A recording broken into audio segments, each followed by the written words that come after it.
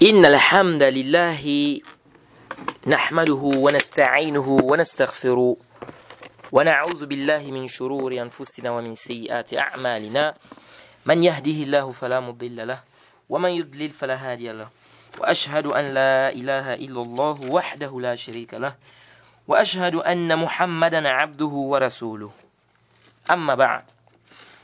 Nous remercions Allah subhanahu wa ta'ala pour ses biens et ses grâces et nous lui demandons de déverser ses grâces et ses bénédictions sur le prophète Mohammed sallallahu alayhi wa sallam. Alors nous sommes toujours dans le cadre de notre programme qui est le Sharh de l'imam Shawkani, le livre de l'imam Shawkani Durar al-Bahiyya fil Masail al-Fiqhiyya, et nous sommes dans le chapitre de la purification. Je pense que si Allah facilite, wallahu ta'ala a'lam, ce sera notre dernier cours sur le chapitre des eaux. Ensuite, on va entrer dans le chapitre des impuretés, etc. Alors, ici, on a parlé des catégories d'eau. On a essayé d'apporter les paroles des savants sur les catégories d'eau. On a dit qu'il y a une divergence. Certains qui ont dit que ça se divise en deux, d'autres ont dit que ça se divise en trois. Et on a dit ce qui était sahih at-tarjih, wallahu ta'ala a'lam. Et on a également parlé de l'eau. Lorsqu'elle quitte de son état pur et purifiante à un état pur et non purifiant, ou bien un état impur, qu'est-ce qu'il faut faire? Quels sont les éléments qui influencent l'eau? On a expliqué qu'il y a deux éléments qui influencent l'eau, un élément pur et un élément impur. Et on a dit quand c'est l'élément pur, qu'est-ce qui se passe? Quand c'est l'élément impur, qu'est-ce qui se passe? On a détaillé tout cela et cela a été dit dans le cours précédent. Pour ceux qui veulent un peu plus de détails, qu'ils retournent au cours précédent. Et on a déjà aussi parlé, on a parlé également de l'élément impur lorsqu'il rentre dans de l'eau. Alors, maintenant ici il y a un problème. C'est que c'est venu dans le Sahih Ibn Khuzayma. Al-Sunan, d'abord, l'imam Ahmed a rapporté cela, ou Shafi'i a rapporté cela, dans le Ibn Khuzayma a rapporté cela, Ibn Hibban a rapporté, Al-Hakim a rapporté, Ad-Daraqutni a rapporté, Wa Bayhaqi il a rapporté, et l'imam Al-Hakim a authentifié selon les conditions de Bukhari et Muslim, le hadith d'Abdullah ibn Amr, Abdullah ibn Omar ibn al-Khattab, قال سمعت رسول الله صلى الله عليه وسلم هو يسأل عن الماء يكون في فلات من الأرض وما ينوبه من السباع والدواب فقال إذا كان الماء قلتين لم يحمل الخبث. Il dit ceci, Abdullah ibn Omar, il dit, on a posé la question, j'ai écouté le messager d'Allah, on lui pose la question sur de l'eau qui se trouve dans un endroit isolé, c'est-à-dire le désert, se trouve dans le désert. Et le fait qu'il y a des animaux qui viennent à l'intérieur boire dans cette eau. Donc des animaux comme le lion, la panthère, la gazelle, je ne sais pas quoi, ils viennent à l'intérieur boire de l'eau. Le prophète a dit, si l'eau a atteint 2 jarres, ça ne contient pas d'impureté. Ou ça ne contient pas de souillure. Alors, déjà, ce hadith, c'est un hadith authentique, sans débat. Parce que vous allez voir qu'il y a des savants qui ont débattu. Est-ce que le hadith authentique, ils ont beaucoup amené des paroles. D'autres ont dit que c'est un hadith muttarib. Parce que c'est venu 2 jarres, dans d'autres versions 3 jarres, dans d'autres versions 40 jarres. Donc, il y a les terobes. Un hadith muttarib, c'est un hadith qui est venu où il y a des contradictions, où il y a beaucoup de paroles au niveau de son isnad ou au niveau de son matn. Parce que vous devez savoir que l'ittirab, ce n'est pas seulement dans le matn. L'ittirab peut être dans le sanad, comme ça peut être dans le matn. Ça peut être dans la chaîne de transmission, comme ça peut être dans le contenu du hadith. Donc tantôt on dit que c'est 7, tantôt on dit que c'est 8, tantôt on dit que c'est 9, parfois on dit que c'est 10. Ici on dit que là c'est muttarib. Pourquoi? Parce qu'ici on ne peut plus faire la distinction entre ce qui est vrai et ce qui est faux. Il a dit combien? Est-ce qu'il a dit 7? Est-ce qu'il a dit 8? Est-ce qu'il a dit 9? Est-ce qu'il a dit 10? On ne sait plus. Puisqu'ici là, tantôt on dit c'est 7, tantôt on dit c'est 8. Ici on dit c'est muttarib, on ne prend pas le hadith. Et c'est là où vous voyez que quand on vous dit qu'un hadith authentique, il faut s'accrocher. Surtout si c'est prouvé. Parce que on ne blague pas avec quoi? Avec la parole du messager d'Allah. Dès qu'il y a déjà des ihtimalat bizarres, on ne prend pas le hadith. C'est comme le hadith, on vous dit par exemple le mudallis, le tadlis. On dit le hadith c'est doif parce qu'il y a un mudallis. Parce qu'ici, le mudallis, il te dit d'après son cher, mais on n'est pas sûr qu'il a pris ça de son cher. Ou on ne sait pas le compagnon ou bien le rapporteur qui est intermédiaire entre lui et son cher. Il peut être faible comme il peut ne pas être faible. Dans le moment où on ne sait pas, il peut, c'est-à-dire que le compagnon le rapporteur qui est intermédiaire, pardon, peut être Un rapporteur digne de confiance. Mais le fait qu'on ne sait pas, il y a une hypothèse, il peut être digne de confiance, comme il peut ne pas être digne de confiance, on est obligé de balancer, on ne prend pas. Ici, on ne prend pas le hadith, jusqu'à ce qu'ils disent clairement que j'ai entendu le prophète dire, ou bien j'ai entendu mon cheikh dire. Donc ça, c'est pas un hadith muttarib déjà.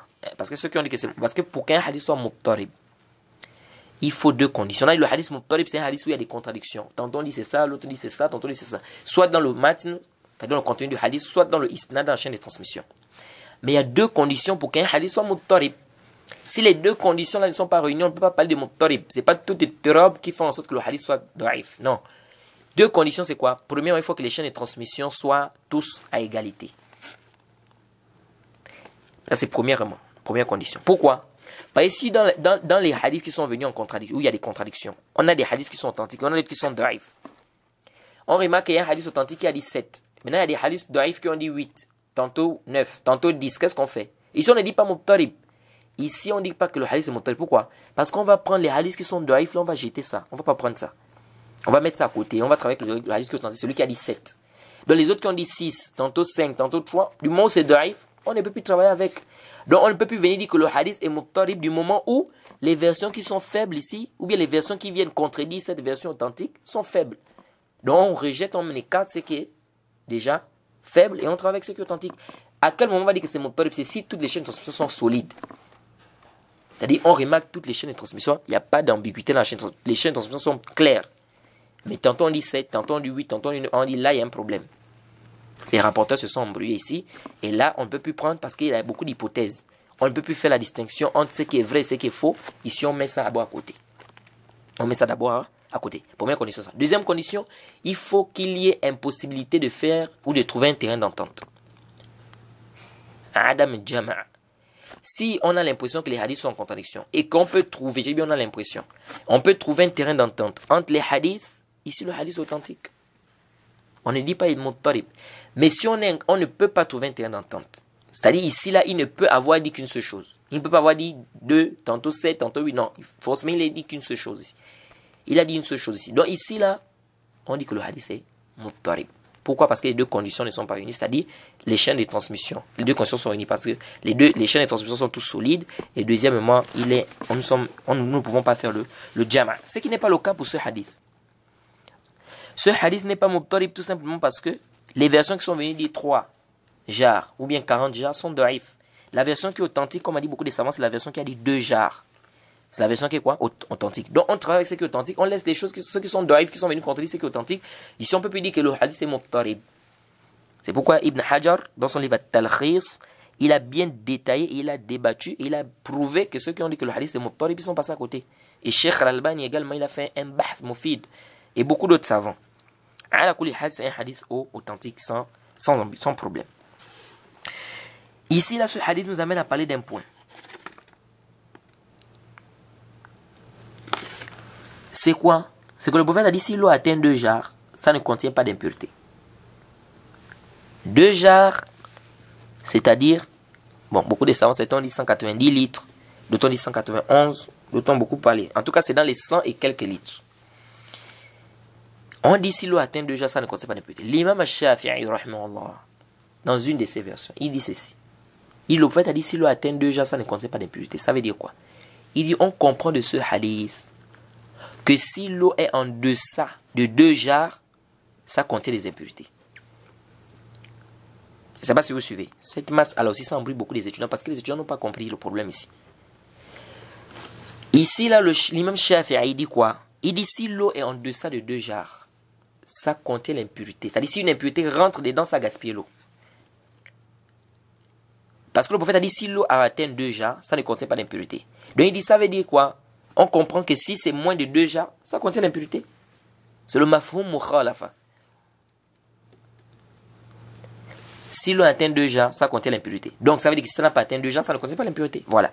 Donc ils ont dit, si l'eau est en deçà de 2 jars, s'il y a une impureté qui rentre à l'intérieur, c'est fini, l'eau est gaspillée. Que ça ait changé le goût.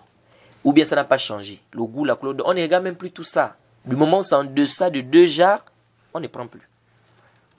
Et d'autres savants disent non. Comme l'imam Malik, rahimahullah. Et c'est ce qui est juste. Il a dit al-ibra bi-taghayyur. Il dit ce qui est pris en considération, ce qui est considéré ici, c'est le changement de l'eau. Notre règle, c'est quoi? On a dit quoi au début? Que nous avons 3 éléments qui vont nous aider. Le goût, la couleur, l'odeur.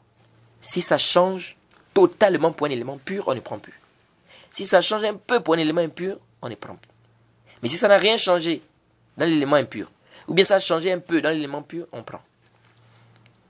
Donc ça veut dire que nous, ce qui nous intéresse ici, c'est quoi? C'est le tarayyur, c'est-à-dire le changement. Et l'imam Shafi'i, lui, il a dit non. Nous ici, on ne va pas regarder le changement. Nous aussi, on va dire que si c'est moins de 2 jars, c'est gaspillé. Parce qu'ici, le prophète a dit si ça atteint 2 jars. Donc si ça n'a pas atteint 2 jars, même si ça n'a rien changé, si déjà il y a un truc qui est rentré dans une impureté, ça gaspille l'eau. Alors, pourquoi on dit que cet avis n'est pas juste? Tout d'abord parce que là, c'est le mafhoum. C'est-à-dire ce qui se comprend. Or, nous avons ce qu'on appelle le mantouk. Le mantouk, c'est ce qui se dit clairement. Le prophète a dit Alma au tahur, la yunajjisu shay. Le hadith Abu Sa'id al-Khudri, l'eau est pure, rien ne la rend impure. Ça, c'est le texte est clair ici. Que l'eau là est pure, rien ne la rend impure. Et le consensus des savants nous dit que elle va devenir impure si son goût, sa couleur ou son odeur a été altéré. Donc ça, c'est la règle, on est tous unanimes sur ça. Maintenant, nous avons le mafhoum. Le mafhoum là-bas, c'est-à-dire ce qui se comprend du hadith. Le prophète a dit si l'eau atteint 2 jars, ça ne peut pas contenir d'impureté. Donc on comprend que si ça n'a pas atteint 2 jars, ça contient les impuretés. Donc peu importe ça a changé ou ça n'a pas changé, ça contient les impuretés. Ça c'est le mafhoum, ce qui se comprend. Nous avons une qaïda dans les usul qui dit إذا تعارض المنطوق والمفهوم قدم المنطوق على المفهوم. Lorsque nous avons, c'est une qaïda, une règle qui est importante. Lorsque nous avons ce qui se dit clairement, qui semble se contredire avec ce qui se comprend, on fait précéder ce qui se dit clairement sur ce qui se comprend. Ce qui se dit clairement fait précéder. Je te dis si tu as atteint 100 km, fais le plein. Qu'est-ce que tu comprends de là? Tu comprends de là que si tu n'as pas atteint 100 km, ne fais pas le plein. Puis j'ai dit si tu atteins 100 km, fais le plein. Donc tu comprends, ce qui se comprend de cette parole, c'est que si je n'ai pas atteint 100 km, je ne fais pas le plein. Mais est-ce que c'est ce que j'ai dit? Je n'ai pas dit ça. Attention. Je n'ai pas dit que si tu n'as pas atteint 100 km, ça veut dire que si la voiture, par exemple, il n'y a plus de carburant avant 100 km, ça veut dire que tu ne dois pas faire le plein? Non, je n'ai pas dit ça. Mais j'ai dit tout simplement, si tu atteins 100, fais le plein. Mais ça ne veut pas dire que s'il y a moins de 100, ne fais pas le plein. C'est pourquoi on dit ici, ce qui se dit clairement prévaut sur ce qui se comprend. Pourquoi? Parce que ici, ce qui se comprend, c'est l'istinbat. Vous allez comprendre pourquoi. C'est parce que ce qui se comprend, c'est l'istinbat. C'est-à-dire c'est un effort de raisonnement. Par contre, ce qui se dit clairement, c'est un texte. Et donc, nous savons que le texte prévaut sur ce qui se... C'est-à-dire ce qu'on fait l'istinbat, l'effort de raisonnement. Le texte prévaut sur l'effort de raisonnement. C'est pourquoi vous allez voir beaucoup de savants disent « La ijtihad amam nas ». Il n'y a pas d'effort de raisonnement à faire devant un texte clair. Ce qui se dit clairement, c'est un texte. Ce qui se comprend, c'est l'effort de compréhension, c'est-à-dire on comprend ça de là. Ce qui se dit clairement va prévaloir sur ce qui se comprend. C'est une règle. C'est pourquoi les savants ont dit, ce qui se dit clairement, c'est que l'eau est pure. Rien ne rend ça impur, sauf les 3 trucs qu'on a déjà expliqués, sachant le goût, la couleur. Ça, c'est clair. Maintenant, ce qui se comprend, c'est cette parole-là qui dit que si l'eau atteint 2 jars, ça ne peut pas contenir d'impureté. Donc, si ça n'a pas atteint 2 jars, ça peut contenir d'impureté. C'est ce qui se comprend. Donc, ici, on fait précéder ce qui se comprend sur ce qui ne... sur ce qui est... On fait précéder ce qui est clair sur ce qui se comprend. Et ce qui vient renforcer même cet avis, que ce qui est juste, c'est que nous, ce qui nous intéresse ici, c'est le changement de l'eau. Ça change le goût, la couleur ou l'odeur. Ce n'est pas un problème de 2 jars ou pas 2 jars. Et puis, c'est même difficile. De toute façon, on va d'abord chercher à calculer, est-ce que l'eau là, ça a déjà atteint 190 litres, ou bien ça a atteint 180. Qui va calculer ça? Tu te retrouves dans un endroit où il y a de l'eau comme ça. Il y a une impureté qui est rentrée. Maintenant, tu vas d'abord calculer que l'eau là, c'est 190 litres. Comment? Tu es peut-être dans un désert. Tu as trouvé par exemple un endroit où il y a l'eau. Ou bien tu es dans un endroit où il y a un endroit isolé où tu as trouvé de l'eau. Il faut d'abord chercher à savoir, est-ce que ça c'est compliqué? Et puis, ce qui vient justifier, ce qui vient renforcer notre avis, c'est-à-dire ce que nous sommes en train de dire ici, que ce qui est pris en considération sur le changement, c'est quoi? Vous savez le hadith de Anas ibn Malik qui est venu dans le Sahihain, où le bédouin est venu pisser à la mosquée. Il y a un bédouin qui est venu pisser à la mosquée. Et les compagnons se sont levés, ils voulaient le taper, etc. Le prophète a dit de le laisser. Da'uhu wa la tuzrimuhu. Laissez-le, ne l'empêchez pas, laissez-le terminer. Après le prophète l'a appelé, il a dit ça c'est la mosquée, on ne pisse pas ici, etc. etc. C'est pas bien. Et il a dit Allahumma irhamni wa Muhammadan wa la tarham ma'na ahada. Il a même fait l'invocation, il a dit oh Allah, il faut me faire miséricorde, moi et Mohammed, et ne fait pas miséricorde à tous ceux qui voulaient me taper là. Vous voyez.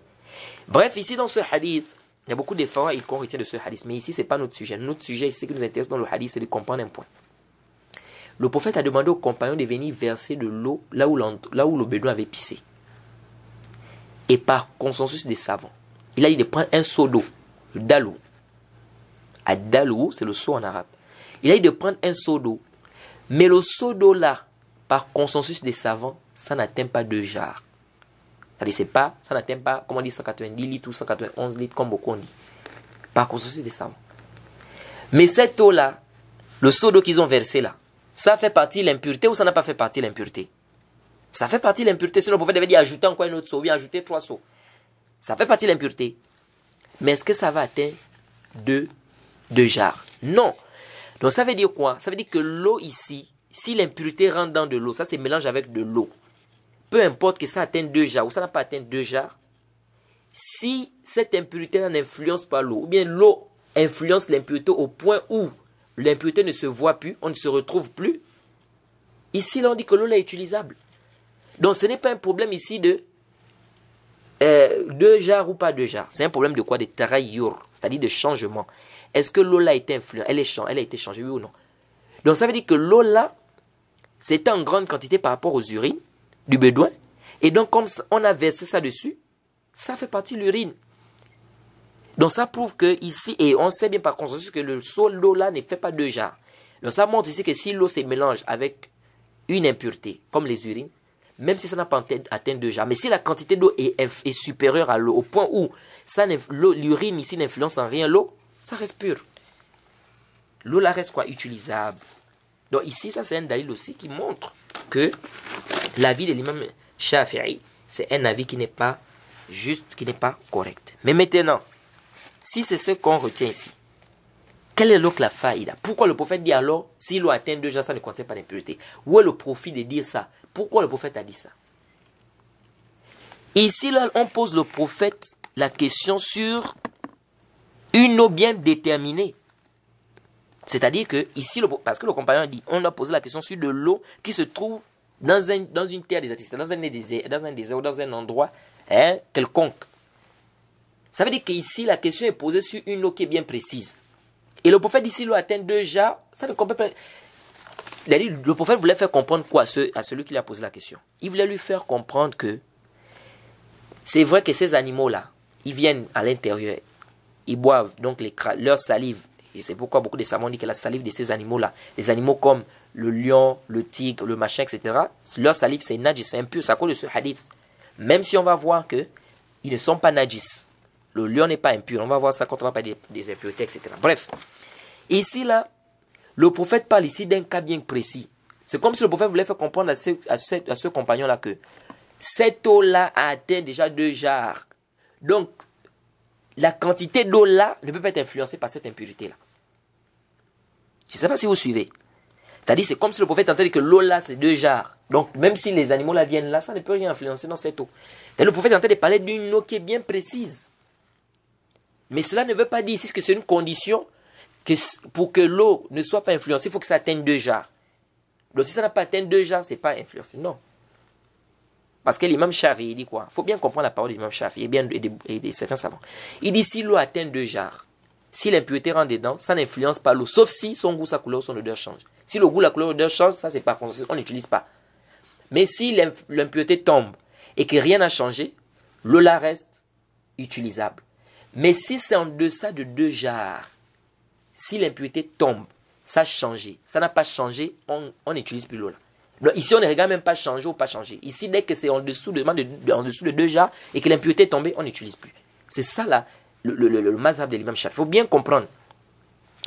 Donc ici, ce qui est sahih, comme on a dit, c'est que l'eau, ce qui nous intéresse, c'est le changement. Ça a changé ou ça n'a pas changé. Donc ici, là, le prophète parle d'un cas qui est bien précis, d'une eau qui est précise. C'est pourquoi beaucoup de savants même disent, ici c'est comme si le prophète nous fait comprendre que le plus souvent, ce hadith nous montre que le plus souvent, lorsque l'eau est en grande quantité, ce n'est pas influencé par l'impureté. Pourquoi ici l'eau atteint 2 jars, ça ne contient pas d'impureté. Mais ce n'est pas que c'est une condition que pour que l'eau ne contienne pas d'impureté, il faut que ça atteigne 2 jars. Et que si ça n'a pas atteint 2 jars, ça contient l'impureté. Non, ce n'est pas ça. Parce qu'ici, le prophète, on lui a posé une question sur un cas qui est bien précis. Donc, ce qui est juste, c'est que nous, ce qui nous intéresse, c'est le changement. Que l'eau ait atteint 2 jars ou que l'eau n'ait pas atteint 2 jars, ce qui nous intéresse, c'est quoi? C'est le changement. C'est pourquoi l'imam Shawkani a dit وعن الثاني ما أخرجه عن اسم الماء مطلق من مغيرات الطاهرة. Il dit ولا فرق بين القليل والكثير. Il dit il n'y a pas de différence entre ce qui est beaucoup ou ce qui est en petite quantité. Il n'y a pas de différence à cause de cette masse de قلتين. C'est pourquoi il dit ici وما فوق قلتين وما دونهما. Et que c'est-à-dire il n'y a pas de différence entre ce qui est l'eau qui est en petite quantité ou en grande quantité, ou l'eau qui atteint 2 jars ou en dessous de 2 jars, ou mutaharrik wa sakin, ou bien de l'eau qui bouge ou bien qui est stagnante. Pourquoi? Parce qu'il y a des savants, parce qu'ils ont même divergé. Ceux qui ont dit que si l'eau est en deçà de 2 jars, ça ne contient pas d'impureté, ça contient l'impureté, ils ont même encore divergé. Quelle est l'eau qu'on va dire c'est en grande quantité? Parce qu'il y a d'autres qui ont dit si l'eau en grande quantité, ça ne contient pas d'impureté. Mais si c'est en petite quantité, ça contient l'impureté. Maintenant, c'est quoi l'eau en grande quantité, c'est quoi l'eau en petite quantité? D'autres, comme l'imam Abu Hanifa, il a dit, on va prendre de l'eau, on bouscule ça au bout de l'eau. Si on bouscule et qu'on voit que ça bouge jusqu'à ce que ça arrive jusqu'au fond de l'eau là-bas, il dit, ça veut dire que l'eau là est en petite quantité. Mais si on bouscule, on voit que ça n'arrive pas, ça ne bouge pas jusqu'à la fin de l'eau là-bas, ça veut dire quoi? Que c'est en grande quantité. Donc tu as par exemple un seau d'eau, ou bien une grosse cuvette. Tu bouges avec le doigt l'eau au niveau du bout de la cuvette. Là où il y a l'eau, tu bouges. Maintenant, l'eau va bouger, non? Si l'eau bouge jusqu'au bout là-bas de la cuvette, ça veut dire que l'eau est en petite quantité. C'est comme tu arrives dans une mer. Si tu arrives à la mer, tu bouges l'eau au début. Tu es sûr que ça va faire bouger tout l'eau qui est dans la mer? Ça ne peut pas faire bouger tout l'eau. Donc ça veut dire qu'ici c'est en grande quantité. Mais tout ça aussi, il n'y a pas de dalil sur ça. Il n'y a pas un dalil qui vient spécifier qu'on va déterminer qu'une eau en grande quantité ou en petite quantité en bougeant. Si on bouge le bout de l'eau, ici on trouve que ça bouge jusqu'à la base en petite, si on trouve que ça ne bouge pas, il n'y a pas il n'y a pas un dalil qui vient soutenir cela. Nous on dit il n'y a pas de différence. Grande quantité ou pas grande quantité, ce qui nous intéresse c'est le changement de l'eau. Si l'eau a changé le goût, la couleur ou l'odeur totalement pour un élément pur, on n'utilise plus. Si ça a changé le goût, la couleur ou l'odeur partiellement, c'est-à-dire un peu, pour un élément impur, ici, on n'utilise plus. Mais si ça n'a rien changé, pour un élément impur, que ce soit le goût, la couleur, l'odeur, on utilise ça, même si l'impureté est rentrée. Mais si ça n'a rien changé des 3 éléments qu'on a cités, on utilise. Et dans l'élément pur, si ça a changé un peu seulement, on utilise. Parce que pour l'élément pur, on a dit pour qu'on utilise plus l'eau, il faut que ça change totalement. C'est pourquoi ici, le cheikh ici, il a parlé de quoi? Il a dit, wala farqa. بين قليل وكثير وما فوق قلتين وما دونهما ومتحرك وساكن. Ça c'est important de comprendre cela. Alors avant qu'on ne parle de la dernière mas'ala, parce que la dernière mas'ala ici c'est quoi? Il dit wa musta'malin wa ghayr musta'malin. Il dit l'eau qui est utilisable, il n'y a pas de différence entre l'eau qui est utilisable et l'eau qui n'est pas utilisable. On va parler de ça. L'eau qui est utilisable, l'eau qui n'est pas utilisable, qu'est-ce que ça veut dire? Mais avant d'arriver là-bas, c'est venu dans les Sunan ou bien dans le Sahih Muslim. Le hadith d'Abu Huraira. Anna Nabiyya sallallahu alayhi wa sallam قال لا يغسل أو لا يغتسل أحدكم في ماء الدائم وهو جنوب. L'un d'entre vous ne doit pas se laver dans de l'eau stagnante lorsqu'il est en état de janaba. Faqala kayfa yaf'al ya Abu Huraira. On a posé la question à Abu Huraira. Comment il va faire? Il a dit yatanawaluhu tanawulan. C'est-à-dire, Abu Huraira a dit, il doit prendre de l'eau de l'extérieur. C'est-à-dire, voilà une cuvette d'eau, voilà une eau stagnante. Tu prends de l'extérieur, tu fais les ablutions, mais tu fais l'eau janaba. Mais te laver dans cette eau-là, tu es en état de pureté? Non. Et dans une autre version d'Abi Daoud et Ahmed, etc., le prophète a dit la yabullanna ahadukum fi ma'i da'im wa la yaghtasil fihi min janaba. Et dans la version de Bukhari, la yabullanna ahadukum fi ma'i da'im allazi la yajri thumma yaghtasil fihi. Et dans une autre version de Tirmidhi, il dit thumma yatawadda minhu. Et le prophète a dit que l'un d'entre vous ne pisse pas dans de l'eau stagnante, puis qu'il se lave dans l'intérieur, s'il est en état de janaba. Dans l'autre version, et il se lave à l'intérieur. Et ici, on ne doit pas comprendre, comme certains ont dit, que ce qui est interdit, c'est de pisser et de se laver à l'intérieur. C'est-à-dire faire les deux. Mais pisser seulement, c'est permis. Ou bien se laver seulement, c'est permis. Ça, c'est pas sahih. Parce que les hadiths sont venus ici. Il y a des hadiths qui ont dit La yaghtasil ahadukum fi ma'i daim wa huwa junub. Que l'un de vous ne se lave pas dans de l'eau stagnante lorsqu'il est en état de janaba. Donc ça, c'est clair. Ici, il n'a pas parlé de pisser. Mais dans d'autres versions, il a dit ne pissez pas, puis ne vous lavez pas à l'intérieur. Donc ici, on ne doit pas mélanger les choses. Alors, ici, ça nous amène à parler d'une question. C'est qu'il est interdit de se laver dans de l'eau stagnante. Il est interdit de se laver dans de l'eau stagnante.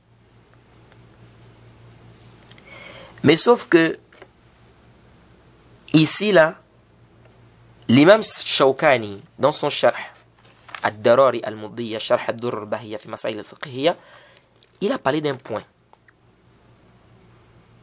Il a parlé de l'eau qu'on bouge et de l'eau qui est stagnante. Il dit, si tu fais rentrer une impureté dans de l'eau, par exemple, il a dit un point. Il dit, ici l'interdiction, il dit c'est de l'eau qui est stagnante. C'est interdit pour de l'eau qui est stagnante. Et il dit un point. Il dit si tu viens, tu trouves l'eau qui est stagnante. Il dit tu veux faire des ablutions dedans. Il dit il faut, si tu fais les ablutions, tu pisses par exemple, tu te laves, il faut bouger. Il faut faire quoi? Il faut bouger ça. Il dit si tu bouges ça, il n'y a pas de problème.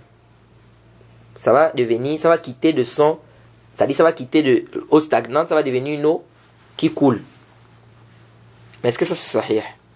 Ça c'est pas sahih, c'est pas juste. Pourquoi? Parce que l'eau est soit pure avant que tu ne bouges l'eau, ou impure avant que tu ne bouges l'eau.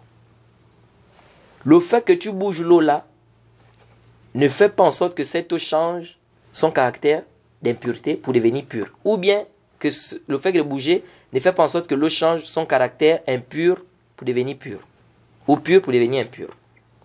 Il est toujours soit pur ou soit impur. Donc bouger là ne change rien. Maintenant ici là, le prophète a interdit de pisser dans de l'eau stagnante. Est-ce que ça veut dire que l'eau qui n'est pas stagnante, on peut pisser à l'intérieur? Certains savants, il y a une divergence. Certains savants ont dit, on comprend de ce hadith que l'eau qui n'est pas stagnante, on peut pisser à l'intérieur. Parce que ça coule. Par contre, l'eau stagnante, c'est interdit. Et d'autres ont dit non. Il n'y a pas de différence. Que ça soit de l'eau stagnante, que ça soit pas de l'eau stagnante, c'est interdit de pisser à l'intérieur. Mais ce qui est juste, Wallahu ta'ala a'lam, la vie que nous épousons, que nous trouvons juste, Wallahu ta'ala a'lam, et Allah est le plus savant, c'est que c'est pas interdit dans de l'eau qui coule. Ce qui est interdit, c'est de l'eau stagnante. Le hadith a dit l'eau stagnante. Donc on n'a pas un dalil clair, sarih, qui vient nous justifier que dans de l'eau qui n'est pas stagnante, il est interdit aussi d'épicer à l'intérieur. Vraiment, on n'a pas un dalil clair. Et ici, ce n'est pas un problème d'impureté. Ce n'est pas quoi? Ici, ce n'est pas un problème d'impureté parce que quelqu'un peut dire oui, le prophète a interdit ici, c'est parce qu'il y aura l'impureté à l'intérieur. Non. Si quelqu'un trouve de l'eau stagnante et qu'il pisse, et que ses urines, la quantité de l'eau stagnante là est supérieure à ses urines, au point où ça ne change rien de l'eau, on dit quoi? Que l'eau là est gâtée? Non, l'eau là n'est pas gâtée. Pourquoi? Parce que si on a dit la règle, c'est quoi? C'est que ça doit changer le goût, la couleur ou l'odeur. Et ça doit changer partiellement, c'est-à-dire un peu. Ça, c'est l'élément impur.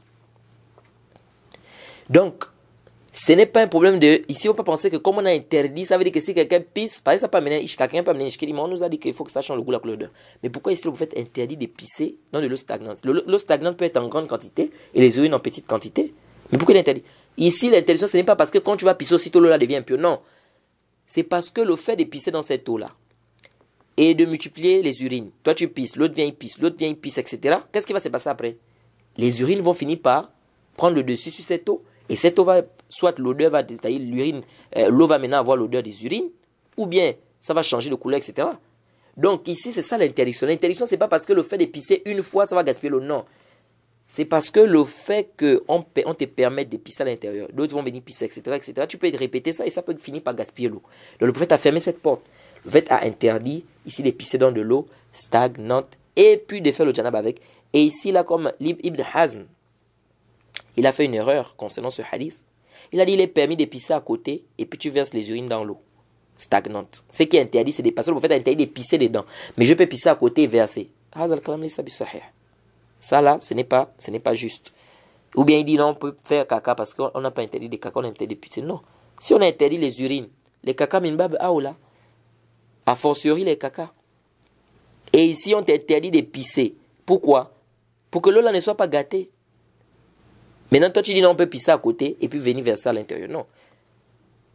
C'est-à-dire que l'interdiction ici n'est pas seulement sur le fait de pisser, non. C'est le fait que l'urine soit à l'intérieur de l'eau. Donc vous voyez bien que ici, ce qui est juste, c'est quoi? C'est qu'il est interdit de pisser dans de l'eau stagnante. Et il est interdit de faire le janaba aussi dans de l'eau stagnante. Ça, c'est très important pour nous de comprendre. Et vraiment, je m'étonne de la parole de l'imam Shawkani. Comment il a pu faire cette erreur de venir dire? Ça m'étonne que ici, si l'eau là est ça, c'est-à-dire c'est stagnante, et quand on bouge ça, on peut se purifier avec ça. Ça, vraiment, c'est une parole ajib. Parce qu'il n'y a pas de dalil qui viennent soutenir cela. Donc, ici, ce qui nous intéresse, ici, c'est le tarayyur. L'interdiction ici, oui, c'est interdit de pisser dans l'eau stagnante. C'est interdit de faire le janab à l'intérieur de l'eau stagnante. Parce que ici, le prophète, ici, l'a interdit. Oui. Mais, cela ne veut pas dire ici que le fait de faire de l'eau ou de faire les ablutions, le rousse, le janaba à l'intérieur, ou le fait de pisser, la première fois ça gaspille directement l'eau, non. C'est plutôt pour éviter que, imaginez-vous quelqu'un, je dis, veut faire le janaba dans de l'eau stagnante. L'autre arrive, une autre personne arrive, tout le monde, qu'est-ce qui va se passer après? L'eau là va finir par changer, elle va se gâter. Si c'est de l'eau stagnante surtout, ça va faire quoi? Ça va se gâter. Alors, ici là, le cher ou l'imam Shawkani, il continue en disant ولا فرق بين قليل والكثير أو ولا فرق بين قليل وكثير وما فوق قلتين وما دونهما ومتحرك وساكن ومستعمل وغير مستعمل. Il dit il n'y a pas de différence entre de l'eau, ce qui est en grande quantité ou en petite quantité, ou bien 2 jarres, ou bien en dessous de 2 jarres, on a déjà parlé de ça, ou mutaharrik wa sakin, ce qui bouge, de l'eau qui bouge et de l'eau qui est stagnante, ou de l'eau qui a été utilisée ou de l'eau qui n'a pas été utilisée. Ça c'est la dernière mas'ala qu'on va traiter ici. Alma ou musta'mal, l'eau qui a été utilisée. C'est quoi l'eau qui a été utilisée? L'eau qui a été utilisée, c'est une eau, par exemple, tu as fait des ablutions dans un récipient ou dans une pompe. Il y avait un récipient en bas. Donc, tout l'eau que tu faisais les ablutions là, ça tombait dans le récipient qui était en bas. On appelle ça le ma al-musta'mal, c'est-à-dire l'eau qui a été utilisée dans les adorations. Comme le janaba ou les ablutions, on appelle ça al-ma al-musta'mal. Bien évidemment, c'est aussi un autre débat là-bas. Qu'est-ce qu'on appelle l'eau musta'mal? Mais de manière globale, vous allez voir dans les livres des savants, ils disent que c'est de l'eau qui a été utilisée déjà pour l'adoration. C'est-à-dire que tu as fait les ablutions avec cette eau ou tu as fait le janaba avec cette eau. On appelle ça al-ma al-musta'mal. Cette eau-là, est-ce qu'on peut se purifier avec ça? C'est-à-dire l'eau là qui est dans la bassine là, tu as fait les ablutions, non? L'eau est tombée dans la cuvette ou dans la bassine. Est-ce que quelqu'un d'autre peut venir prendre cette eau et faire les ablutions avec? Beaucoup de savants, tels que l'imam Ahmed ibn Hanbal, Al-Lays, Awza'i, Al-Shafi'i wa Malik, dans une des versions, Abu Hanifa, dans une des versions, ils ont dit l'eau qui est musta'mal, on ne peut pas se purifier avec. Parce que ça ne purifie pas. Pourquoi? Parce que le fait qu'on utilise ça déjà, ça gâte l'eau. Le fait qu'on utilise ça soit pour faire les ablutions, mais le janaba, ça gâte l'eau. Ils apportent quoi comme dalil? Ils ont dit, premièrement, nous avons un dalil. Le prophète Mohammed dans le Sahih Muslim, le hadith d'Abu Huraira, il a dit Naha Rasulullah sallam an yaghtasil ahadukum fi ma'i da'im wa huwa junub. Le prophète a interdit de se laver ou de faire le janaba dans de l'eau stagnante lorsqu'il est en état de janaba. Ici, le prophète a interdit de se laver avec de l'eau stagnante qui est de janaba. Donc ici, ça prouve que l'eau qui a déjà été utilisée, on ne peut pas utiliser ça encore. Parce qu'ici, le prophète t'interdit. Il dit, si tu es en état de janaba, c'est pas permis pour toi de te laver dans de l'eau stagnante. Pourquoi? Parce que l'eau là, que tu vas utiliser, tu vas verser, ça va retomber. Et tu vas encore soulever encore la même eau, tu vas encore verser. Donc ils disent que ce n'est pas permis. Deuxièmement, ils disent que ça a été rapporté que le prophète Mohammed, sallallahu alayhi wa sallam, le hadith de Amr ibn Aqwa, anna nabiyya sallallahu alayhi wa sallam naha an yatawadda ar-rajul bi fadli tuhur al-mar'a. Le fait est interdit de faire qu'un homme fasse les ablutions avec le reste d'eau d'une femme. Et vice versa aussi. La femme, l'homme ne doit pas faire les ablutions avec le reste d'eau d'une femme. Et vice versa, une femme aussi avec le reste d'eau d'un homme. Ils ont dit voilà les dalils qui nous montrent qu'on ne doit pas utiliser l'eau qui a déjà été utilisée. Ici le prophète interdit de faire les ablutions avec le reste d'eau d'une femme. Donc une femme qui a déjà fait les ablutions avec une eau, il y a eu un reste d'eau, ou bien le janaba, on ne doit pas utiliser. Très bien. Est-ce que cet avis-là d'abord est sahih? On dit ce qui est sahih, wallahu ta'ala a'lam, ce qui est juste, c'est qu'il est permis d'utiliser de l'eau qui a déjà été utilisée pour la purification. Je répète, il est permis d'utiliser de l'eau qui a déjà été utilisée pour la purification. Quelqu'un a fait les ablutions avec de l'eau. L'eau là est tombée dans un récipient. Il est permis pour moi d'utiliser encore l'eau là pour faire les ablutions. C'est permis. Quelqu'un a fait le janaba.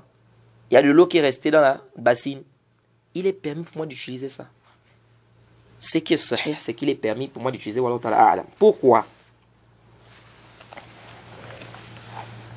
Le prophète Mohammed est venu dans les Sunan Abi Daoud. Bisnadin sahih. Le Cheikh al-Islam Ibn Taymiyyah a rapporté il a cité ce hadith dans le Umdatul Fiqh, si je ne m'abuse. Et c'est un hadith authentifié par le Cheikh al-Islam Ibn Taymiyyah, Cheikh al-Albani rahimahullah et beaucoup d'autres savants, que anna nabiyya sallallahu alayhi wa sallam kana yatawadda wa masaha ra'sahu bi fadli ma'i kana fi yadihi. Arju an tantabihu. Attention ici. On nous dit ici que le prophète Mohammed a fait les ablutions. Et il a massé sa tête avec le reste d'eau qui était resté sur sa main. Attention ici. Le prophète a fait les ablutions. Donc il est arrivé au niveau des mains, il a lavé la main droite, la main gauche. Maintenant quand il est arrivé au niveau de la tête, il a pris simplement l'eau qui était sur ses mains là. Il a massé la tête. C'est-à-dire il n'a plus pris une autre eau pour masser la tête. Non. L'eau qui était, les gouttes d'eau qui sont restées sur sa main là, il a pris ça, il a frotté, il a massé la tête avec. Ça nous prouve quoi? Ça nous prouve que l'eau qui a déjà été utilisée pour la purification peut être encore utilisée. Puisque le prophète ici, l'eau qui était restée sur ses mains là, quand il a lavé la main droite et la main gauche, l'eau qui est restée là, c'est une eau qui a été utilisée pour la purification, oui ou non? C'est une eau qui a été utilisée pour la purification. Mais malgré ça, le prophète a encore utilisé cette même eau pour masser la tête. C'est un dalil sarih, clair, qui montre ici que l'eau qui a déjà été utilisée, on peut utiliser cela. Maintenant ici,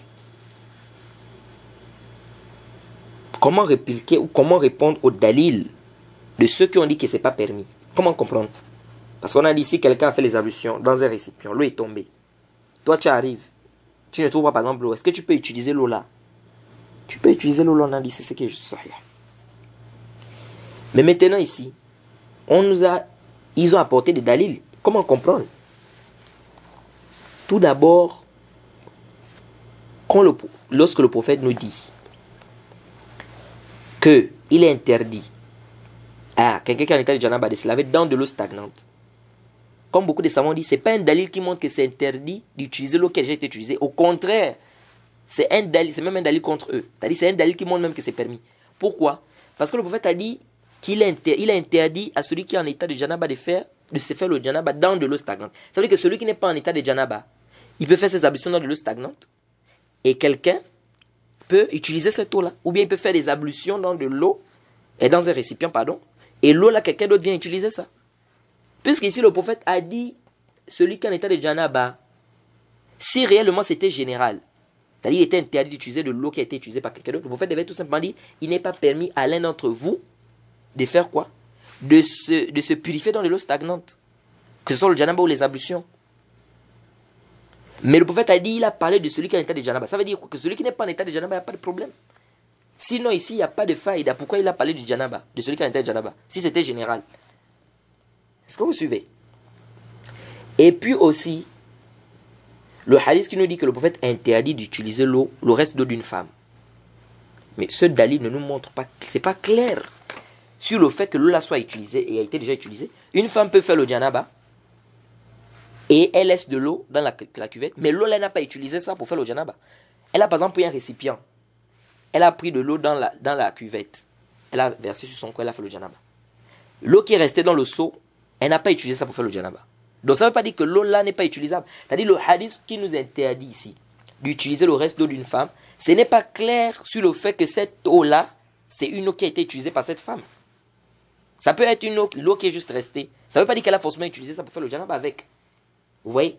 Et puis aussi, ça a été rapporté. Le hadith d'Ibn Abbas.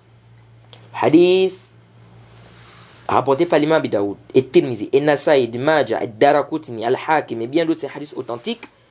Irtasala, il dit, Ibn Abbas dit, irtasala ba'd azwaj al-Nabi sallam fi hafna. فجاء النبي صلى الله عليه وسلم ليتوضأ منها أو يغتسل فقالت له يا رسول الله إني كنت جنبا فقال رسول الله صلى الله عليه وسلم إن الماء لا يجنب أو لا يجنب. C'est un hadith authentique, l'imam Tirmizi a authentifié, l'imam Hakim a authentifié, l'imam Zahabi a authentifié ça, le Cheikh Al-Albani a authentifié ça, et beaucoup d'autres savants. Ibn Abbas a dit que les femmes certaines femmes du prophète se sont lavées dans un récipient. Le prophète est venu pour faire les ablutions avec l'eau là. Elles se sont lavées dans le récipient. Le prophète a voulu faire les ablutions avec l'eau là. Et il y a une des femmes qui a dit, mais j'étais en état de janaba lorsque je me suis lavé à l'intérieur. Le prophète a dit, l'eau ne devient pas, c'est-à-dire l'eau ne prend pas l'état du janaba. Ou bien l'eau n'a pas le janaba. Ça, c'est un hadith authentique qui nous montre qu'on peut utiliser de l'eau qui a été laissée par une femme. Et là, on va comprendre pourquoi. Parce que le prophète a interdit là-bas d'utiliser le reste. Mais ici, lui-même, il est venu utiliser. Comment comprendre? Et aussi, c'est venu aussi dans le Sahih que le prophète s'est lavé avec Aïcha. Et Aïcha disait, Da'ili. Et le prophète disait, plutôt le prophète disait à Aïcha, Da'ili. Hein? Et Aïcha disait au prophète, Da'ali. C'est-à-dire qu'ils étaient en train de se laver dans le même récipient. Et Aïcha disait, laisse cette partie d'eau pour moi. Et le prophète, c'est-à-dire qu'ils étaient en train de se discuter l'eau, quoi. Le prophète disait, ils étaient en train de. C'est une sorte de blague ou de jeu. Comme on dit quand tu es avec ta femme aussi, de temps en temps, il faut un peu blaguer, il faut un peu rire avec madame. Vous voyez? Donc le prophète disait à Aïcha de laisser. Et Aïcha disait au prophète aussi de laisser. Ce dalil, d'abord, ça nous prouve qu'il est permis à un homme de se laver avec sa femme. De voir sa femme nue. Contrairement au hadith d'Aïf, qui dit, où on a posé la question à Aïcha, tu as vu le prophète nu, ou bien tu as vu quelque chose, le prophète a dit, Lam arominhu, je n'ai rien vu, le prophète n'a rien vu de moi. Walam yaromini. C'est-à-dire, je n'ai pas vu le prophète nu, le prophète ne m'a pas vu. C'est un hadith d'Aïf. Ça, c'est un hadith d'Aïf, Lam yaspud wala sih. S'il est permis de voir ta femme nue, il est permis que ta femme te voit nue. Et ceux qui disent, non, si tu vois ta femme nue, et tu vas devenir aveugle, tout ça, c'est des hadiths d'Aïf, Lam tasbut wala tasih. Et l'imam Ahmed, et l'imam Abu Hanifa, et l'imam Shafi'i se sont appuyés sur un dalil qui prouve qu'il est permis à un homme de regarder sa femme nue. Le prophète a dit, ihfaz awratak illa min zawjatik aw ma malakat yaminuk. Le prophète a dit quoi? Préserve ta nudité sauf devant ta femme ou ton esclave. Ça veut dire que tu dois cacher ta nudité, mais devant ta femme et ton esclave, tu montes, il n'y a pas de problème. Donc ça, c'est des dalils qui montrent qu'on peut voir sa femme nue, il n'y a pas d'interdiction sur cela. La femme aussi peut voir son mari nu, il n'y a pas d'interdiction. On revient à notre problème ici. On a dit qu'il est permis d'utiliser l'eau que quelqu'un a déjà utilisée. On a apporté le dalil, le hadith du prophète, où il a massé la tête avec de l'eau qu'il avait déjà lavé les mains. Mais maintenant, pour répondre à ce dalil, on a dit le premier dalil, ici, nous montre le contraire. Et deuxièmement, on a dit le deuxième dalil, ce n'est pas clair sur le fait qu'on ne doit pas utiliser l'eau. Parce qu'on a dit le reste d'eau ne veut pas forcément dire qu'elle a utilisé ça pour faire la purification sur elle. Et on a un hadith ici qui prouve que le prophète a utilisé le reste d'eau de l'une de ses femmes. Maintenant, comment faire le jam? Comment comprendre? On dit ici, ce n'est pas interdit d'utiliser le reste d'eau d'une femme Et il n'est pas interdit à une femme d'utiliser le reste d'eau de son mari, mais plutôt c'est déconseillé. C'est déconseillé, c'est-à-dire c'est makruh. Makruh, ça veut dire quoi? Ça veut dire que c'est mieux de laisser. C'est-à-dire si tu fais, tu n'as pas de péché, tu n'as pas de mal, mais si tu laisses, tu es récompensé. C'est ce que ça veut dire makruh. Donc ici, on dit c'est ce qui est juste ici. Ce qui est juste, c'est que l'eau qui a déjà été utilisée pour la purification peut être encore utilisée tant que ça n'a pas changé le goût, la couleur, l'odeur. On a notre règle. Notre règle, c'est que ça doit changer le goût, la couleur ou l'odeur. Et on a déjà fait le tafsil, totalement ou partiellement, selon l'élément qui tombe à l'intérieur, pur ou impur. Donc ici, là, ce qui est juste, c'est qu'on peut utiliser l'eau. Hein? L'eau qui est utilisée par quelqu'un. Et ils ont même dit que quand le prophète a interdit d'utiliser l'eau, le reste d'eau d'une femme, ça nous montre même que c'est permis d'utiliser le reste d'eau de quelqu'un d'autre. Pourquoi? Parce que le prophète a dit une femme. Donc ça veut dire qu'un homme peut utiliser le reste d'eau d'un autre homme. Et une femme peut utiliser le reste d'eau d'une autre femme. C'est-à-dire une femme qui a déjà fait les ablutions, une femme peut utiliser cette eau-là. Ou un homme qui a déjà fait les ablutions, un autre homme peut venir utiliser. Donc le dalil ici nous montre, au contraire, ça nous montre même que c'est permis. Parce que le prophète a dit, il a interdit à un homme d'utiliser le reste d'eau d'une femme. Mais donc un homme peut utiliser le reste d'eau d'un autre homme. Une femme peut utiliser le reste d'eau d'une autre femme. Est-ce que vous suivez? Donc ils ont dit, donc ça prouve ici, au contraire, ça prouve que l'eau qui a été utilisée pour la purification et tout, peut être encore utilisable. Alors ici, là, quelqu'un peut nous demander, le prophète a interdit d'utiliser le reste d'eau d'une femme. On a vu le prophète lui-même utiliser. Il y a aussi un hadith qui est venu dans le Sahih Muslim avant d'arriver là-bas. Il y a un hadith dans le Sahih Muslim, le hadith d'Ibn Abbas. Il a dit que Anna Nabiya sallallahu alayhi wa sallam tawadda min fadl Maïmouna. Il dit que le prophète a fait les ablutions avec le reste d'eau de Maïmouna. Bon, ce hadith, c'est dans le Sahih Muslim, hein, c'est un hadith aussi à problème. Les savants ont débattu, certains savants tels que Ibn Hajar, ils voient que ce hadith est shaz. C'est un hadith qui est da'if, qui est shaz, c'est-à-dire la partie qui dit que le prophète a fait les ablutions avec l'eau, le reste d'eau de Maïmouna, c'est un hadith shaz, c'est un hadith da'if. D'autres savants ont vu que c'est authentique, parce que Ibn Hajar il a dit quoi? Il dit wal mahfouz. Quand un muhaddis dit wal mahfouz, ce qui est retenu, ce qui est pris en considération, c'est ce hadith, ça nous montre que l'autre est shaz. Lorsqu'on dit al-mahfouz, ça veut dire que l'autre est shaz. Donc Ibn Hajar considère que ce hadith est shaz et d'autres savants aussi. Mais à la kulli hal, comme on a déjà dit, on se passe de ça. On a ici le hadith où le prophète a utilisé. Et il a interdit. Comment comprendre? Quelqu'un peut dire, mais pourquoi vous dites que c'est déconseillé? Pourquoi on ne dit pas que al-qawl muqaddama ala al-fi'l? Pourquoi on ne fait pas précéder la parole sur l'acte? Le prophète a interdit, et on a vu le prophète faire, non? Parmi les règles, al-muqarrar fil usul, on dit al-qawl muqaddama ala al-fi'l. On fait précéder la parole sur l'acte. Pourquoi? Parce que l'acte, il y a beaucoup d'ihtimalat, il y a beaucoup d'hypothèses. Par contre, la parole, c'est général sur tout le monde. Et on tire cette règle de quoi? Des dalils. Le hadith qui est venu dans le Sahih, le prophète a interdit ses compagnons de faire le wissol. Le wissol, c'est le fait de jeûner sans rompre jusqu'au lendemain. Tu jeûnes jusqu'au lendemain sans rompre ça. C'est-à-dire tu as jeûné, au lieu de rompre après, c'est-à-dire à Maghrib, lorsque le soleil va se coucher, tu ne romps pas, tu attends. Tu continues le jeûne. Ça, c'est le wissol. Mais le prophète a fait. Et lorsque le prophète a fait, il y a des compagnons qui ont voulu faire, le prophète leur a interdit. Et ils ont dit, mais on te voit, on a vu que toi aussi tu fais le wissol. Le prophète a dit, t'as dit votre position, ou bien vous n'êtes pas comme moi. Mon Seigneur m'abreuve et il me nourrit. Et là aussi les savants débattent. Qu'est-ce que ça veut dire mon Seigneur m'abreuve et il me nourrit? Est-ce que c'est la nourriture réelle ou bien comment? À la kulli hal, ce n'est pas ça le débat ici. Mais ce qui nous intéresse, c'est quoi? C'est que le prophète ici, il a interdit et il a fait l'acte. Il a interdit le wissol, mais lui-même il a fait le wissol. Et quand les compagnons ont voulu le suivre dans ça, il leur a interdit. De là, on retient quoi?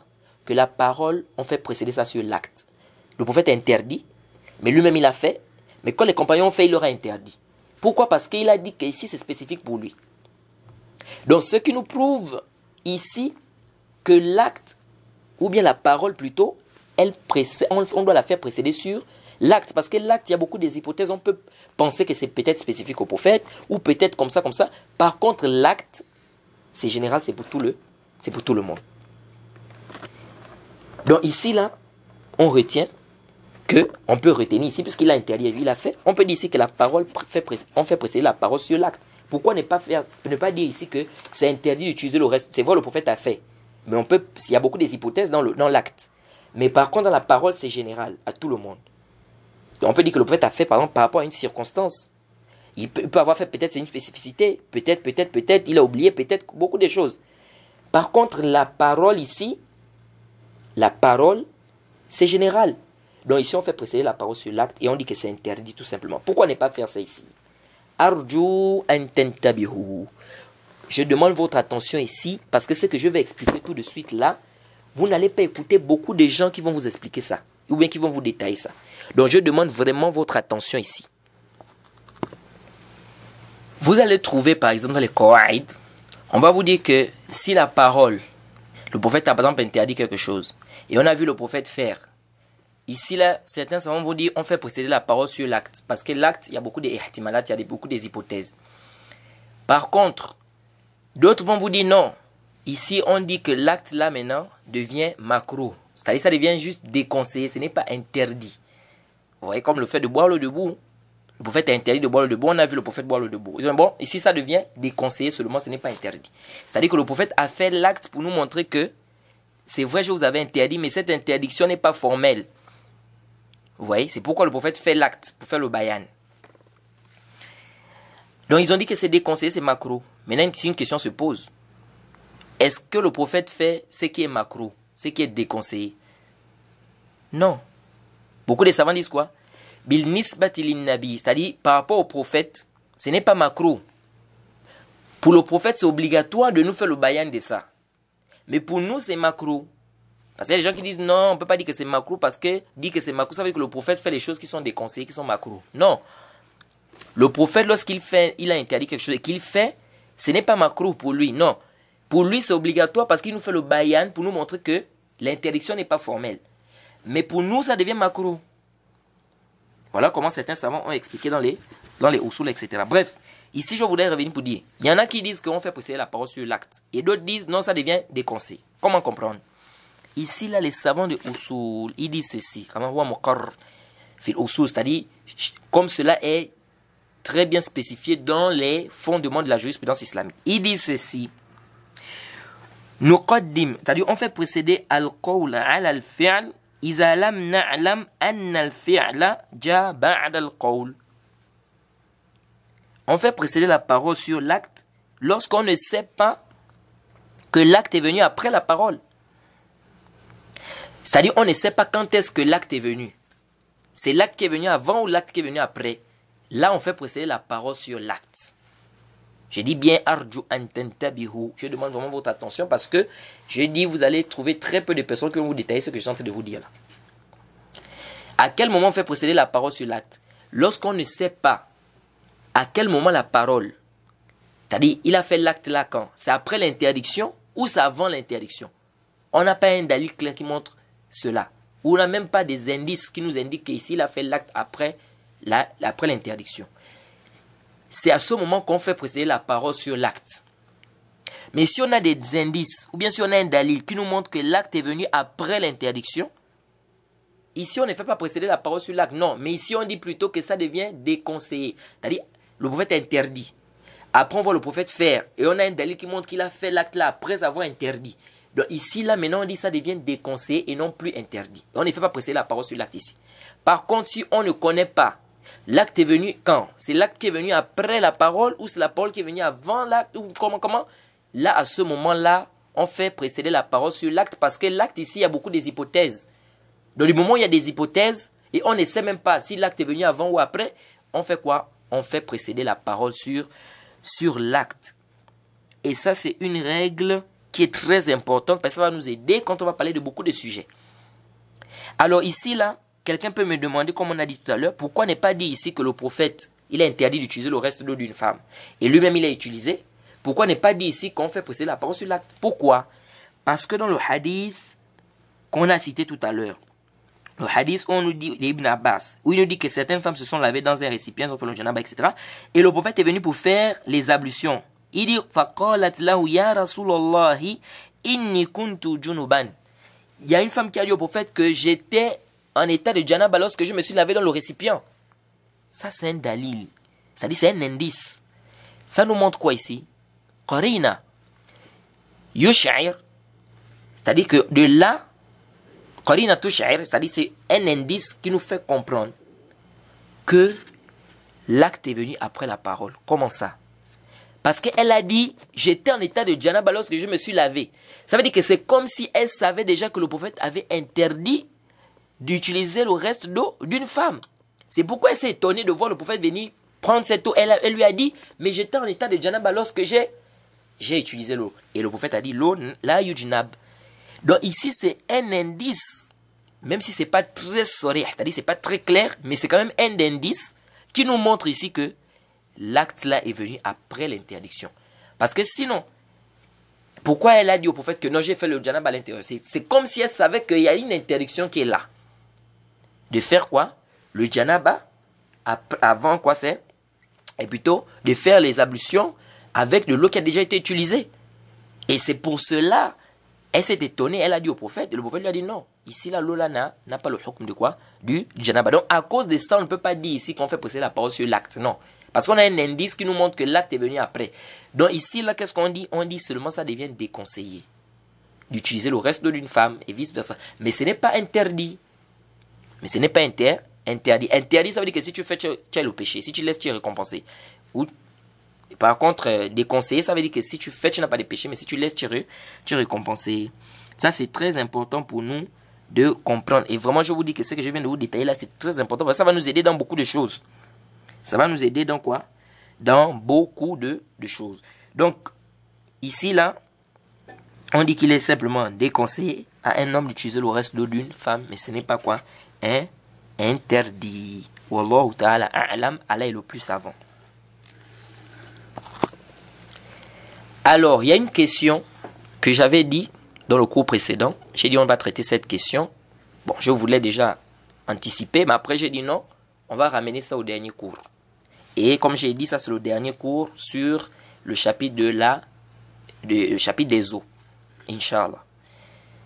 Donc on a déjà épuisé un peu les masaïl qui tournent tout autour de ce chapitre de manière globale, par rapport à ce que l'imam Shawkani rahimahullah a amené ici. Mais il y a une question qui se pose. La question là c'est quoi? On a parlé de l'eau, on a dit que l'eau, si ça change le goût, la couleur ou l'odeur, si c'est un élément pur, c'est que ça change totalement, on n'utilise plus. Si c'est un élément impur, ça change ne fût qu'un peu, donc partiellement, on n'utilise plus. Mais par contre, l'élément impur, si ça n'a rien changé, le goût, la couleur, l'odeur, on a dit que ce n'est pas une obligation que ce soit les trois en même temps, l'un des éléments. On a dit si ça n'a rien changé, on utilise, c'est pur. Et on a dit si pour l'élément qui est pur, il faut que ça change totalement. Donc si ça change juste un peu, on utilise. Mais si ça change totalement le goût, la couleur, l'odeur, c'est-à-dire l'un des trois éléments, on n'utilise plus. La question c'est quoi?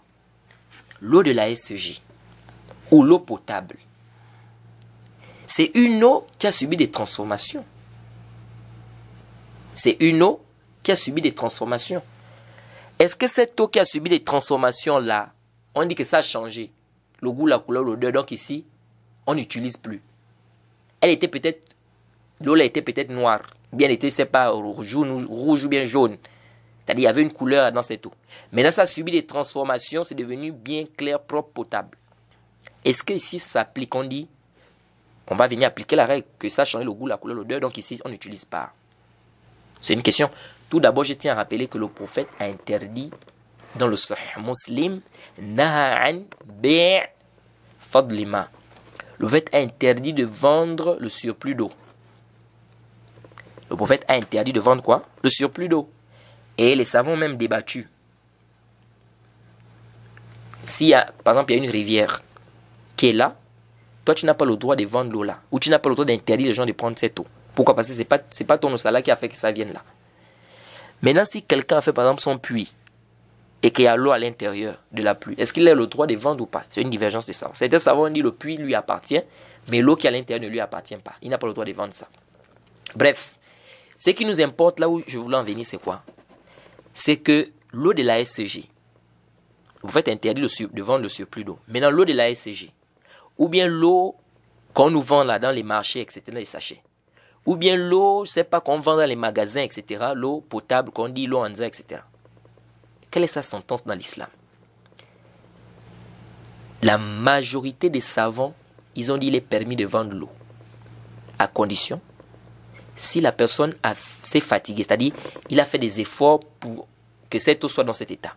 Par exemple, il a pris de l'eau dans sa pompe, il a mis ça dans un sachet ou bien dans une bouteille, il a mis ça au frigidaire ou au congélateur, il a transporté ça jusqu'au marché et tout. Ils disent ici, il peut vendre. Ou bien, la SCG, par exemple, ils font un travail. Ils mettent des tuyaux, machin, etc. pour que l'eau arrive jusque chez toi et tout et tout. Donc ils disent ici, il n'y a pas de mal, ils peuvent vendre. Et leur dalil, ils ont dit parce que le prophète Mohammed, sallallahu alayhi wa sallam, le hadith d'Abu Huraira, rapporté par l'imam al-Bukhari, قال رسول الله صلى الله عليه وسلم لأن يحتطب أحدكم حزمة على ظهره خير من أن يسأل أحدا فيعطيه أو يمنعه. Le hadith de Bukhari Muslim, le prophète a dit que l'un d'entre vous soulève des fagots de bois, qu'il mette ça sur son dos. C'est meilleur pour, et qu'il parte, c'est-à-dire aller vendre cela, c'est meilleur pour lui que de demander les gens, quelqu'un va lui donner, ou bien quelqu'un ne va pas lui donner. Ils ont dit ici, là, les fagots de bois, là, qu'il va aller prendre à la brousse, il va couper, il va mettre sur son dos pour aller vendre. C'est pour lui. C'est pas pour lui, c'est Allah qui a fait ce que ça vient. C'est comme de l'eau. C'est Allah qui a fait venir cette eau-là, dans cette rivière ou dans cette mer. C'est de l'eau, c'est pas pour toi. Maintenant, toi, tu transportes, tu amènes, tu soulèves, tu fais un travail pour que la personne arrive à, c'est-à-dire ait cette eau-là chez lui. Il dit ici, il n'y a pas de mal de vendre. Il dit, c'est comme ça le bois. Le bois là, c'est pas pour toi aussi. C'est Allah qui a fait en sorte que ce bois soit là. Mais ici, le prophète a permis quand même de couper le bois là, de mettre ça sur ton dos et d'aller vendre. Donc, ils disent ici, c'est la même chose. Quelqu'un aussi peut prendre de l'eau dans une rivière, il transporte, il nettoie, il met ça au frais, au congélateur, etc. Il va vendre. Mais quand au fait d'interdire, voilà une rivière qui est là, tu te mets debout, tu dis personne ne boit l'eau là, ou bien tu prends l'eau, tu vends, ça c'est interdit, ça n'a pas de débat. Ça, il n'y a pas de débat, c'est interdit. Et les savants maintenant débattent, comme j'ai dit, si par exemple la chose se trouve dans ton terrain, la rivière par exemple, ou bien le puits c'est dans ton terrain, c'est un peu un débat. Bref, on avait déjà même parlé de ce sujet-là dans le chapitre des transactions commerciales. Lorsqu'on a parlé des transactions commerciales, qu'est-ce qui est interdit, qu'est-ce qui n'est pas interdit, on a parlé de ça. Et peut-être on va encore revenir sur ça un peu plus en détail lorsqu'on va rentrer dans le Kitab al-Buyur du livre de l'imam Ash-Shawkani que nous sommes en train d'expliquer maintenant, Ad-Durr al-Bahiyya fil Masail al-Fiqhiyya. Si Allah facilite, bien évidemment, si Allah nous permet d'arriver jusque là-bas. Bref, là où on voulait en venir, c'était où? C'était de savoir l'eau là, comme on a dit, ça subit des transformations. Est-ce qu'on va dire que ici la sentence s'applique, ça a changé le goût, la couleur, l'odeur, donc ici c'est plus utilisable? Ici là on dit non. Ici là, la sentence ne peut pas s'appliquer. Pourquoi? Parce que cette eau là a changé, mais elle est revenue à son origine. Elle est revenue quoi? À son origine. Si, c'est comme si pendant quelqu'un prend des urines, il balance ça dans la mer. Où est les urines là sont où? C'est parti, ça a disparu, ça s'est mélangé dans la mer.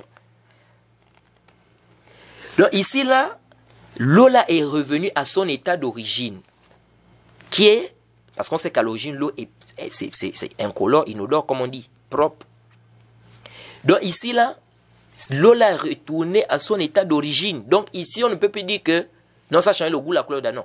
Ici, c'est que l'eau quitte de son état d'origine pour un autre état, qui n'est pas l'état d'origine de l'eau. C'est là où on applique il faut bien suivre ici, c'est très important. C'est là où on applique la sentence, c'est-à-dire l'eau est à l'origine incolore, inodore, comme on dit. L'eau de la pluie, par exemple. Maintenant, l'eau là, ça quitte de cet état. Ça se mélange avec les cailloux, du sable, je sais pas, des bois, etc., etc. Là, ça a pris un autre état. Maintenant, on vient, on nettoie l'eau là. On fait un travail de fond. Au point où on ramène l'eau là à son état d'origine. Est-ce qu'ici on dit que l'eau là n'est pas pure et purifiante? Ici on dit non. Ici on utilise l'eau là, c'est pure et purifiante. Donc, la sentence s'applique, il faut bien comprendre, la sentence s'applique sur une eau qui a quitté son état d'origine pour aller dans un autre état. Et non pas qui quitte un autre état pour revenir dans son état d'origine. Il faut bien faire la différence. Donc, cette eau qui est influencée, par exemple, par la boue, pardon, par la boue, etc., et qu'on nettoie l'eau, par exemple, et que l'eau là revient à son état d'origine, l'eau là, on utilise ça. Qu'on fait filtrer, tout ça, ça enlève les microbes, tout, ça revient à son état d'origine ici. Ici, l'eau là reste quoi? Utilisable. Et c'est une eau qu'on utilise, c'est une eau qui est pure et purifiante. Donc, on va s'arrêter Donc on va s'arrêter par ici, pardon. Je pense qu'on a épuisé un peu tout ce qu'il fallait dire hein, concernant ce chapitre. Donc, on demande qu'Allah nous aide et qu'Allah nous facilite. C'était le chapitre des eaux. Et comme je disais tantôt, c'est un chapitre important, mais que beaucoup de gens aussi négligent. Et pourtant, c'est un chapitre, comme j'ai dit, qui est aussi important et qu'on doit comprendre et qu'on doit connaître. Donc, je pense que on va s'arrêter par ici pour ce chapitre. On demande qu'Allah nous facilite, qu'Allah nous guide. Et nous allons rentrer dans le chapitre suivant. Le prochain cours, Bab Thani, il dit Bab Najasat, le chapitre des impuretés. Fasl Awwal Ahkam Najasat. Les sentences ou les règles ou le jugement ou les jugements des impuretés. C'est très très important pour nous de comprendre cela. Donc ça c'est le deuxième chapitre qu'on va essayer de détailler. Et on demande qu'Allah nous aide, qu'Allah nous donne la compréhension, qu'Allah nous facilite. Et puis par la suite, on va rentrer dans le qada al-haja, le tathir najasat, ensuite le qada al-haja, etc., etc. Et on verra comment on va finir ce chapitre de la purification. On demande qu'Allah nous facilite, qu'Allah nous aide. Subhanaka Allahumma bihamdik, wa ashhadu an la ilaha illa anta, astaghfiruka wa atubu ilayk. Assalamu alaikum wa rahmatullahi wa barakatuh.